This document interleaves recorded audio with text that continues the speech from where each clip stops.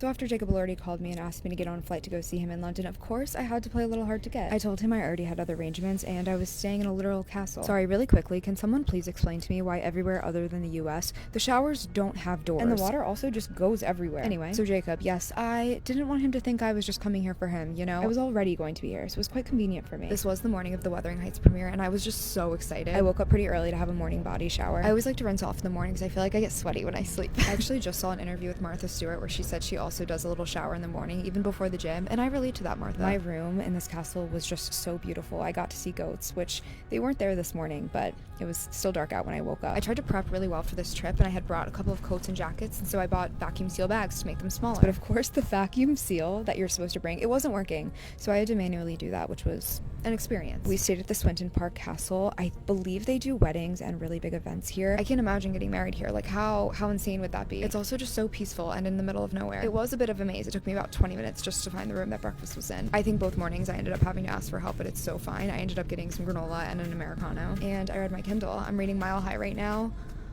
Between Heated Rivalry, Mile High, and seeing Wuthering Heights, something about me, I also love a slow morning. I need it, honestly, to prepare for the day. I'd rather wake up an hour or 2 hours earlier if I need to, even if it is early. Like, I think I woke up at 5 a.m. this morning. I love drinking my coffee and just listening to a morning meditation, too. I think it just puts me in the right headspace for the day. So we took a bus from the castle to the train station, and then we took the train station to London. I did some journaling on the train, and as soon as we got to the hotel, we only had 2 hours to check in and get fully ready to leave for the premiere, which might sound like a lot of time, but it really isn't. Somehow, we made it happen, and the night was just so lovely. The movie was amazing, and I saw Jacob, who honestly completely exceeded my expectations.